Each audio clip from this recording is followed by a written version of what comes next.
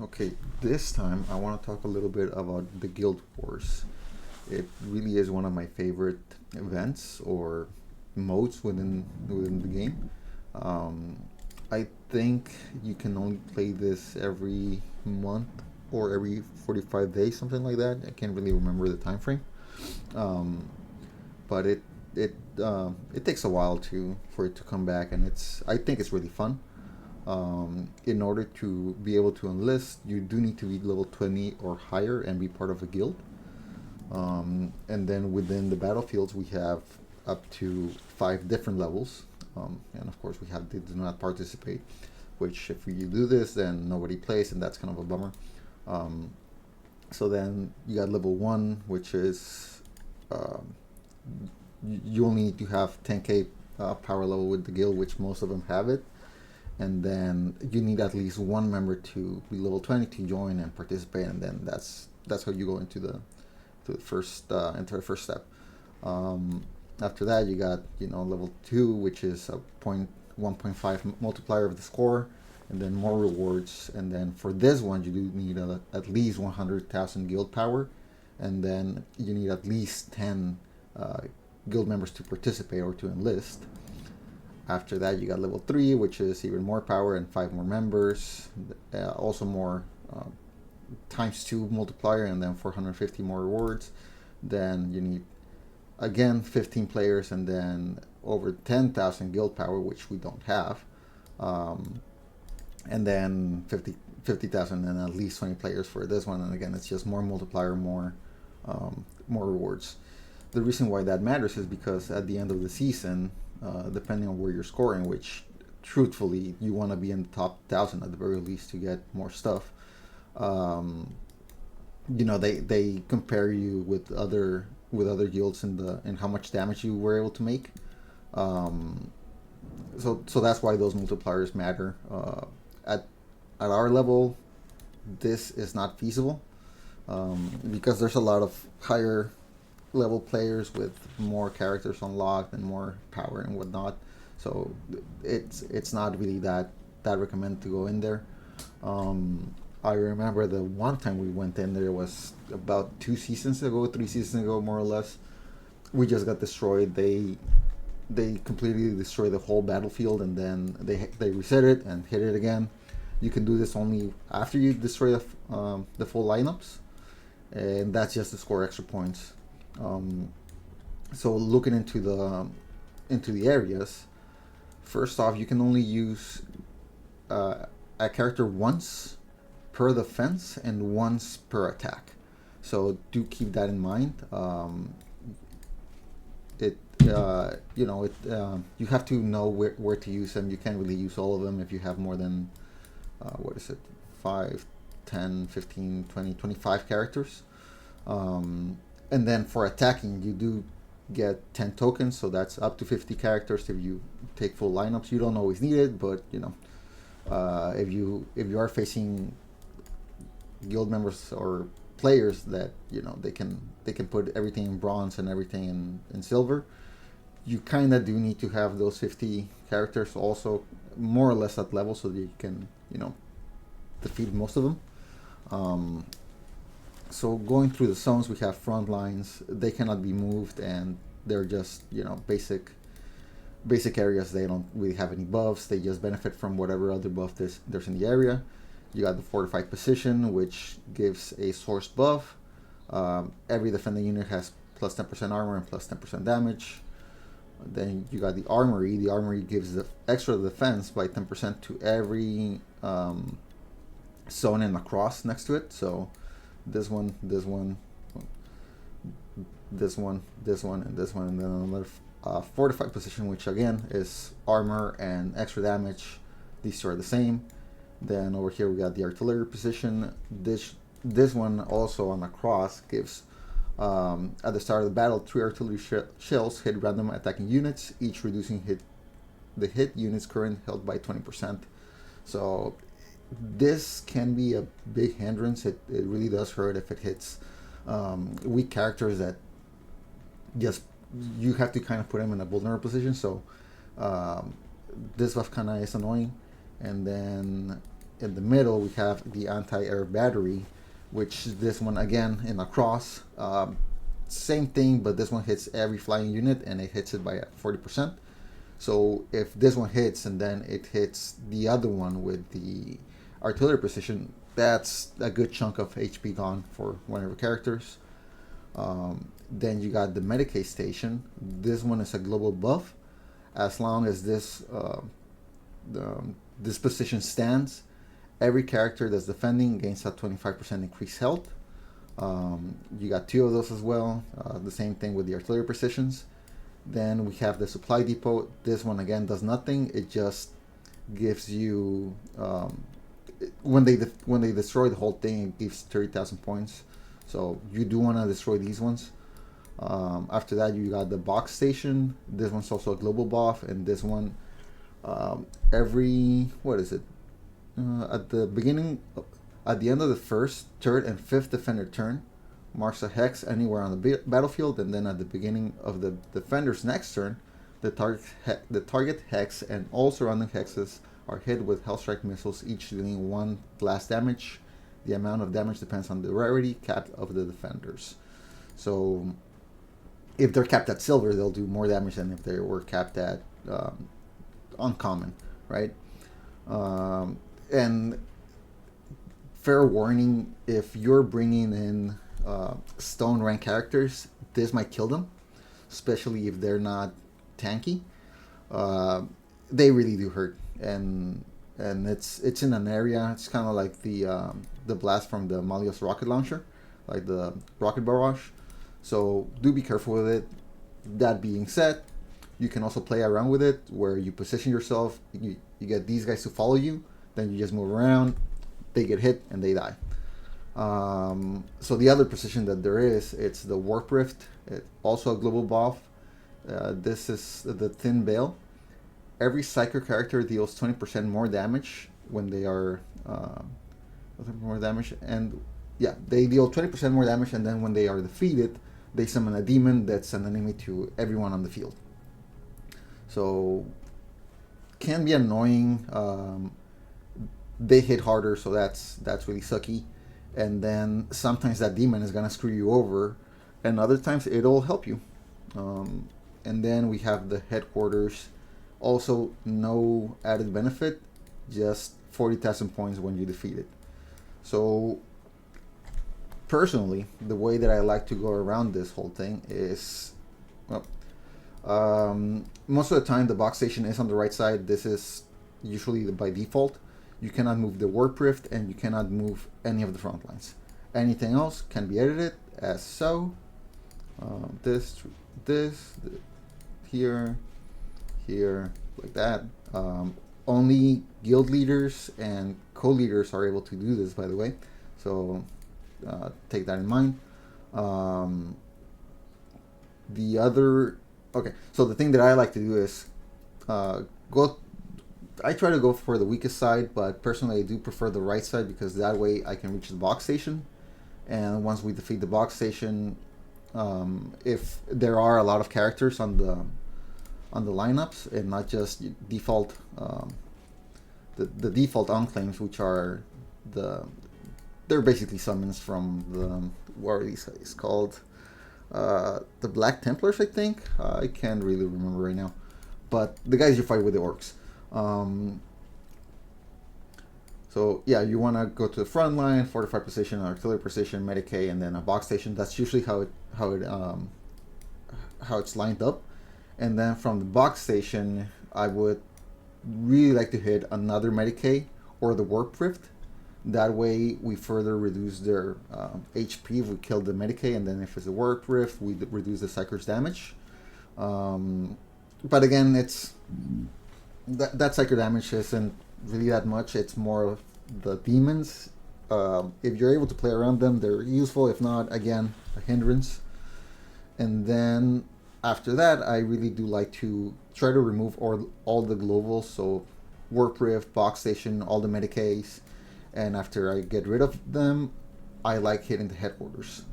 That way, I know that whoever's remaining here, they have no buff, which are 4 right now, the two Medicaid, the 2 Warp Rift, and the 2 Box Station. So yeah, you want to go to the front line, fortified position, artillery position, Medicaid, and then a box station. That's usually how it's lined up. And then from the box station, I would really like to hit another Medicaid or the Warp Rift. That way we further reduce their HP if we kill the Medicaid, and then if it's a Warp Rift, we reduce the Psyker's damage. But again, it's that Psyker damage isn't really that much. It's more of the demons. If you're able to play around them, they're useful. If not, again, a hindrance. the Thin Veil, and the Valkyrie Strike from the Warp Rift and the Box Station, respectively. In general, that is about it. There really isn't too much to it. Again, it's just similar to arena battles where you fight against AI, but you're capped on both sides. So it can be a bit tricky because you're both at the same level. And if they get the damage first, you're kind of screwed. Also, if they have healers and they're just tanking everything, it's also very annoying, and you might just run out of resources before you can kill them off. Another thing to take in consideration is that after you reach the headquarters and destroy everything, you might just want to get rid of all the other top extra buffs, like the artillery positions, the anti-air, and the armory. That way, what remains are only source buffs, where they don't affect anyone else, just themselves. And you can just take care of everything else and clean up. Every guild can only have up to 30 members, and only 30 would be able to participate. That's a total of 300 tokens, which should be enough to clear everything up twice, I believe, if everyone can kill everything off in the first try, and have enough characters to always do that. Yeah, that would be about it. Aside from that, again, just try to always get the supply depot in the headquarters because they give the most points. So here I have a guild member that didn't fill the lineups. You really want to fill them up. It's if you're just claiming them, it's as if you're not really doing anything. You'll get the prices for sure, but you're not really contributing. So that's a bit annoying. See, it's also the fall defenders, and this one, they have characters. They could line it up. They're power level 39, so they have characters for sure. Also here, see, unclaimed, whatever, that's fine. As long as one is being defended, it's enough of a problem for the opponent guild. And then see here, we got this guy. He's a beast right now. He's our highest level. So whatever he's defending is really strong, very resilient. And yeah, that would be about it. The only other extra thing that, again, for leaders and co-leaders, is that you have the option to swap players. So I can grab someone and just move from position with whoever else I'd want from the guild. This, I would only do it if I feel like I need to move someone from a position where it's not that advantageous. Like Steph, I see this one doesn't, rather have him over here, rather have it unclaimed on this one, and then just get someone else to fill that lineup up. And yeah, next after this we'll see the actual battle. We do need 2 more hours and 2.5 hours to actually start, so I'll edit this thing to add it. It's gonna be a longer video, but whatever.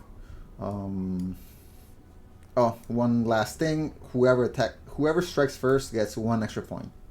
That's just it. You attack first, and you get just 1 extra point for attacking. Here's the thing. So, you have to defeat the lineup as well, by the way. So here's the scoring: 200 per killed unit, then 600 if you eliminate everything without losing a single character on the first try, then losing 1 character on the first try, losing 2 characters on the first try, more than 3 characters on the first try, then on the second attempt, and then third attempt or more. Meaning that if you defeat the whole lineup without losing a single guy, you get 1600, and then if it was the first battle that where a lineup got defeated, that's an extra 1, so that's 1601. And then after that, the most that anyone can get is 1600. So that 1 point might not make that much of a difference, but if everyone is toe to toe, that 1 point is what gets you ahead. It's an extra point that they cannot get because it's for the whole war. It's not for just your team. So yeah, try to be careful. Again, these two are for rare rarity, and then these three are for uncommons. That's where they cap at. So see, I got these guys. I got some of these guys at higher levels, specifically Snotflaga. He's already legendary. Silver one, but still legendary. He does a lot more damage if he could. Then same thing with Ragnar. He's a legendary character. He's capped at silver one because he's rare. And then Bellator also, he's epic, and I have him on gold one, but he gets capped down. So yeah, that's about the general info for the war on setup at the very least. And then you got this little thing over here that gives you the war status. So it shows you who's enlisted, how many characters they have, how many tokens they got, how many points they've made. Then you can see some activity, and then whatever happened on the last war.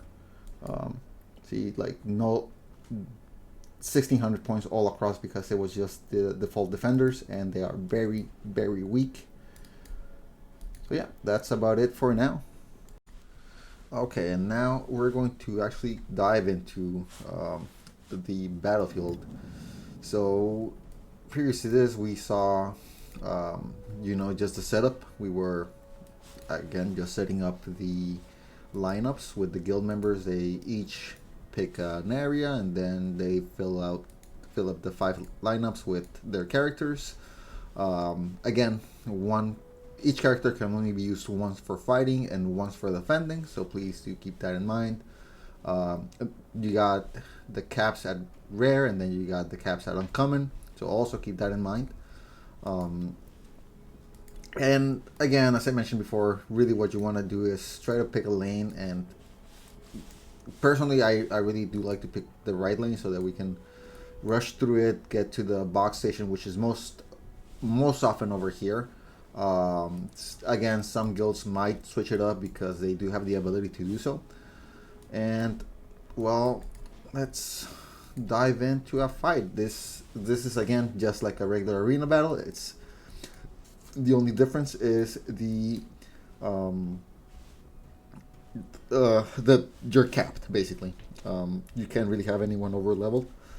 Everyone is maxed out at the point where they reach the cap if they were able to get there. Otherwise, they are lower than that, as you can see here.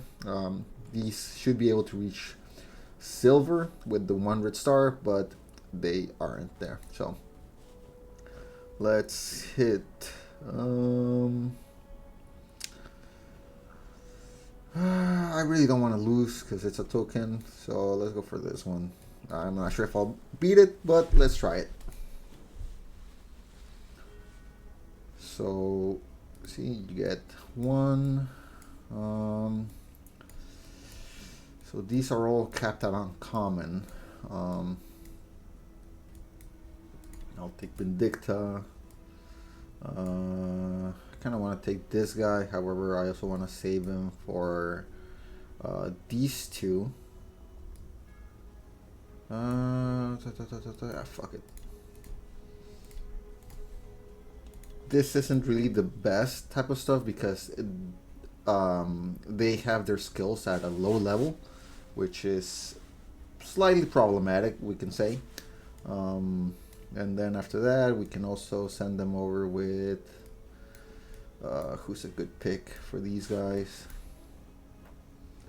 I can say that guy is good enough since he makes all the summons able to attack. Aside from that, he summons no summons. All right, there's only 1 summon. So again, I really hope I don't lose this one, but I might. So 65, 86. So I could take Ascor. I could just, you know, take stronger characters and ensure the win. But at the same time, you don't really want to take the strongest characters because they might not survive, or you might actually just end up spending really good characters when you didn't have to. And also, this is timed, I believe we're on either a 19 or 20-minute timer. Didn't really check it at the beginning, so you might just have to rewind a little bit and see that. So let's see how it goes. Hopefully we'll win. Hopefully. Okay, so that happened. So first off, this guy's gonna heal. Then she can put that thing there. Kind of want to go to this side because there's more path through where I can move around. That guy there, and Vindicta can stay there, that's fine. And I'll just throw one of these guys over here, and we'll pass turn. Okay, so that's one Overwatch gone. That's good. That's very good, actually. From here,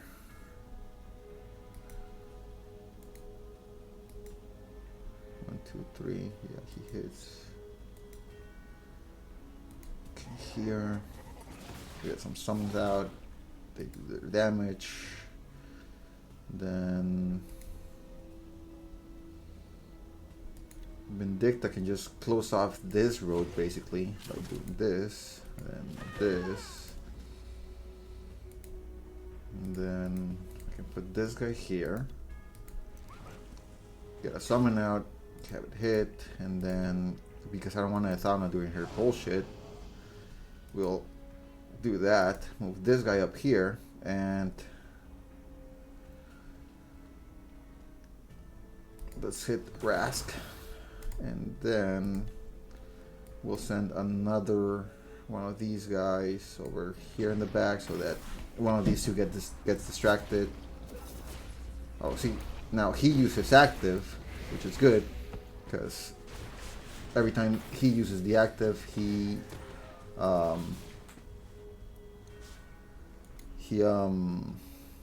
forgot the word.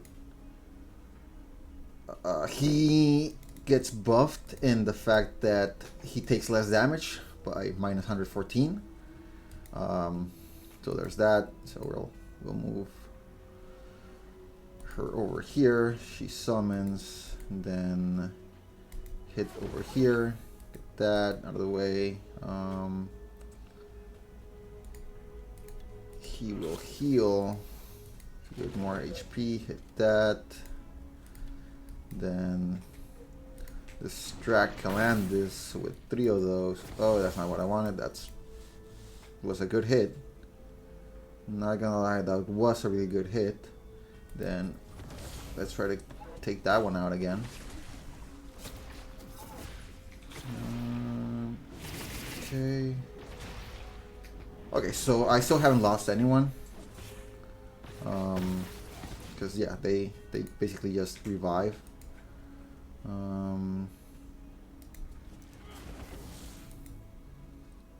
I'll probably die. Oh, actually I did lose one. It's a bit of a bummer. Or he might have actually just died right now, so it should be okay. Put that over here, then put that one. Get rid of that. And because we want to kill them, we want to make sure that he dies, and then just around Rask. Yeah, so he got the shield, but that's fine. It really doesn't matter.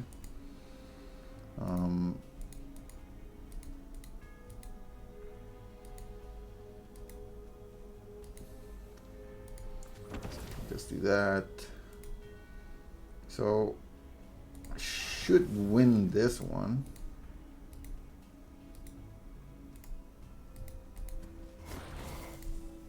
that. She hits that. And so here. And then we'll just throw one over here so that he shoots at it. Okay, okay. Now see, here's a guy. He did come back. So from here I'll just hit that, and then he can come close, kill him. And then 1, 2, 3, 4. I still have all my characters. So we'll do that. We'll do that. He can come here.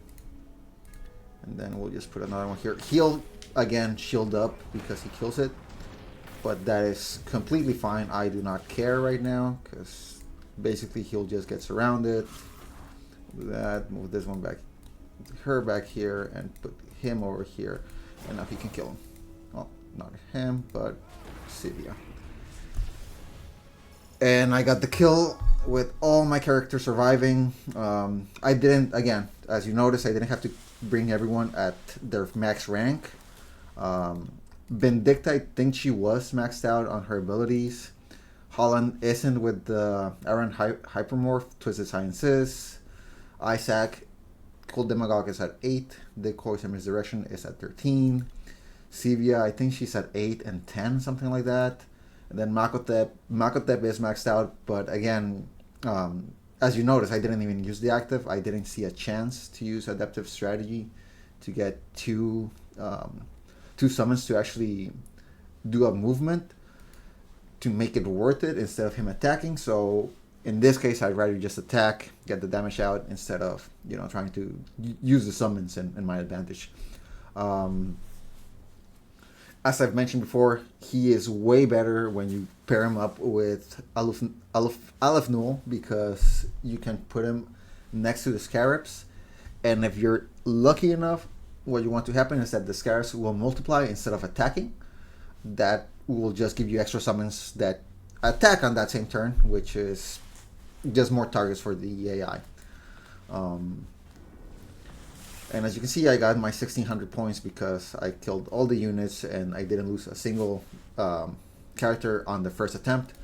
It might have seemed like I lost a few of them, like Sivia and Isaac. However, thanks to their trait, which is Ambush, once per match, as long as there is a decoy on the field, they can respawn back on top of it. And then if Isaac is on the field, every time someone spawns back on a decoy, he spawns another decoy next to them, and they get a buff because they spawn on top of a decoy. Prioritizing Isaac to spawn first so that he can multiply those decoys, and then everyone can, come back out. That is more or less the general gist of the Guild Wars. Again, it's basically just arena with caps. It can get a bit frustrating at times because, as it happened here, they can get rid of everyone and they just survive with one guy. And truthfully, Aleph Null is one of the most annoying ones because he'll just retreat and heal itself, and then you just can't really get rid of him in time for it to matter because, again, just heals and it's very annoying. I would suggest, if you're able to bring a healer for each different lineup in case you might need it. This isn't always the case. Again, Aleph Null is a really good one if you take him with a lot of mechanical units. Which is this other girl. Isabella is also pretty good because she heals anything that gets hit next to her. That's always really good. Sometimes the AI really does arrange everything in order for her to be surrounded by everyone, and you feel like you're doing damage, but in reality you're just spending energy. But yeah, that would be it for right now. So the other thing that I want to mention is that you don't always want to be hitting the enemies. Sometimes you do want to wait, especially when they're not really at max level or when they have a few that are damaged like this. The reason being that so this guild, it has 30 members. Only, I believe, only 22 of them joined the war. Looking at the points, at the activity that they've had, and their total tokens, which are 202 right now, we are at 166, beating them by 56 and change ish. So okay, so looking at the guild, you see level 30, level 46, level 51, level 34, level 40, level 30, level 38. So a lot of these guys are higher levels, right? They're around my level right now, which is 34, meaning that most likely they have a handful of silver rarity characters, probably enough to fill up at least one of these per lineup, right? So, keeping that in mind, most likely the places where they would spend them on, at the very least, the higher level players, because as you can see here, these were all low levels. Most of them got defeated on the first try without even losing a single character. This one was a bit stronger, but again, not as much as they could be at least. So most likely those guys are going to be in these three spots: the HQ, the Warp Rift, and the box station. Two other good spots for them to be placed at would be the supply depot, which could be any of these ones, to be honest, and either Medicaid station. Again, as I mentioned previously, Medicaid is very important because it gives really good HP buff. It's a world buff for 25% increased health to every character that's defending. If they're both alive, that's an extra 50% HP to all your characters. So, yeah, most likely that's where those guys are going to be. Again, odds are it's very similar to how this is arranged. The box station might be lower, might be on the other side. Supply depot might be over here. Medicaid might be together.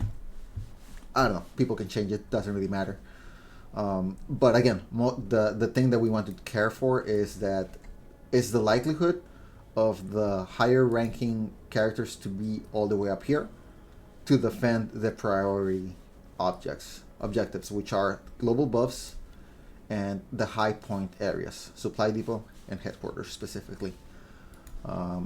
Again, as you can see, I generally like to have my guild members covering this stuff with high levels.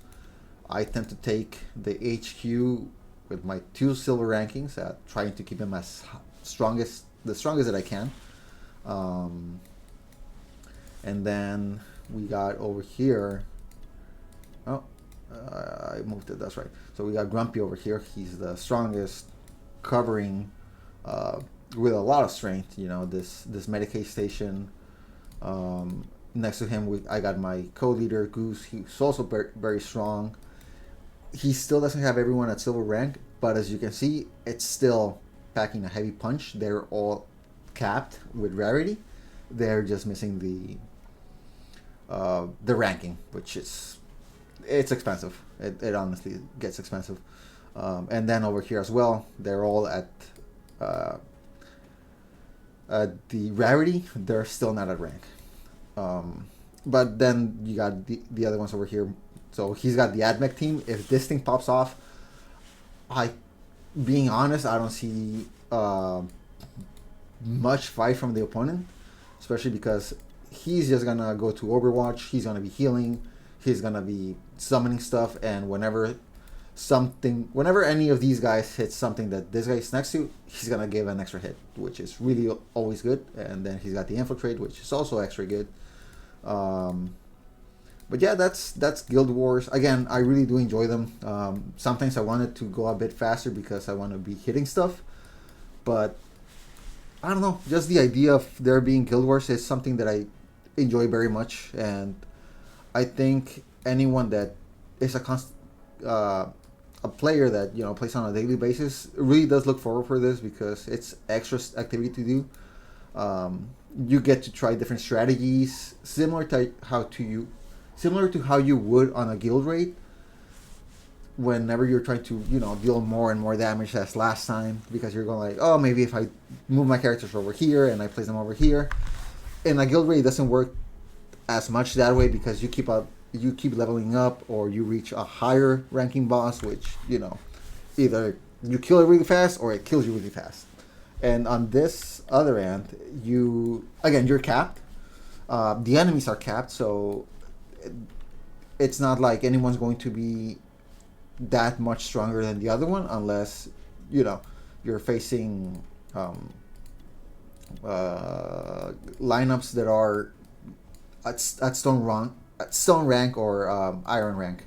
So those would be the weakest links. Or again, if you fight the default defenders. But aside from that, it's really interesting to see how the different matches play up. One that I do take a lot is basically I just take where's this fucker?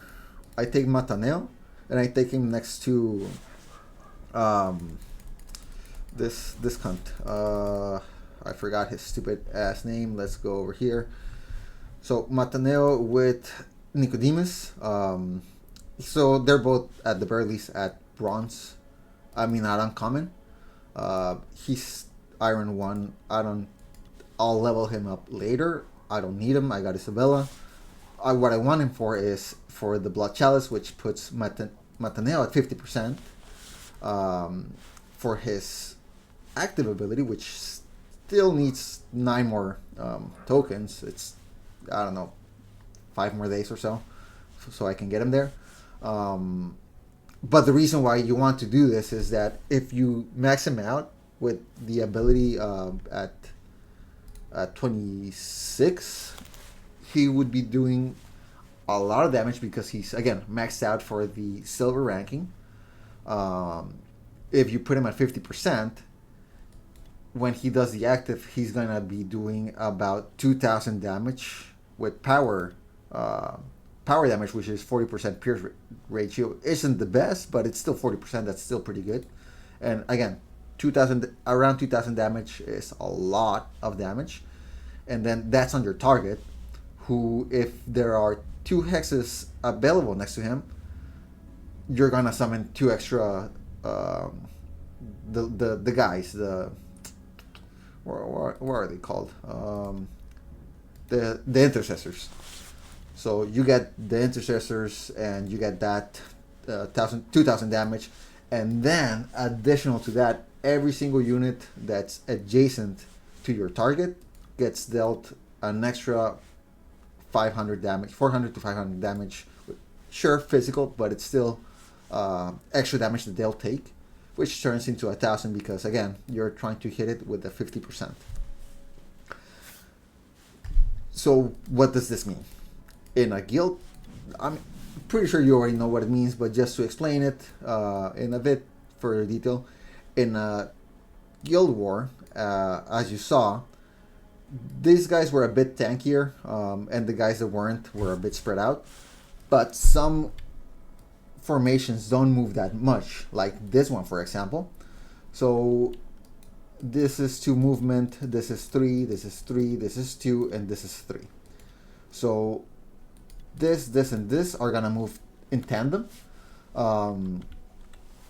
Most likely, you'll end up with a bunch of 3 to 4 of them together, which is really what you want, right? So if you position everything correctly, they'll follow you, and they'll just bundle up, where they'll keep someone weak around, which again, all of these guys, they are very weak. Certus cannot take a hit for the life of him. Azrael at least has Final Vengeance and Overwatch, and then his passive, it also helps out, mainly if they are Dark Angels, but still. Then you got Barrow, whose passive again helps out. Then you got Incisus, whose passive can help out, but not if he's a target. If he's a target, that's it. He dies. And then you got Jaysar, who again is a good option, but they all die. Really, they would all die. Not sure if right now where I have Mataneo at 24 with the active, But if he were at 26, they all die. If they get hit with the actual main attack, any of them will definitely, for sure, die, as long as Matanos had a 50%, which after he hits, because of Nicodemus' passive, he would heal back up a certain amount of HP, which, if I'm not mistaken, tends to be basically that 50%. Then after that, I would just say, clean up the rest. Try to take someone that's not gonna die to the silver ranks because they hit hard. Janesar will kill almost anyone that isn't a tank. Same goes for Certus. Azrael, if you mess it up, he will clear everyone up with that Dark Talon Strike. It hurts so bad, and it does a lot of damage, and it has piercing. And then Incisus, I would say, would be one of your main targets. So either you make sure he's next to someone when you jump in with Mataneo, or you try to kill him as fast as you can before even doing anything else. Why? Because there's a 90% chance that he'll revive any of these three. Not this one, because he only revives Imperials, but there's a 90% chance that if they die and don't get overkilled, they will revive. And now, that would be about it. I really wish I know or care enough to edit my videos, but this one will probably run for about 40 minutes. This is a really long video. But if you stuck here all this long, thank you so much for watching. Do throw in some recommendations in the comments if you have any. Mainly, I am enjoying just talking like this, just doing stuff, showing how I play, what my general train of thought is, or logic making is. Decision making, I think it would be more accurate. But yeah, that would be it. Thank you for watching. Have a great day.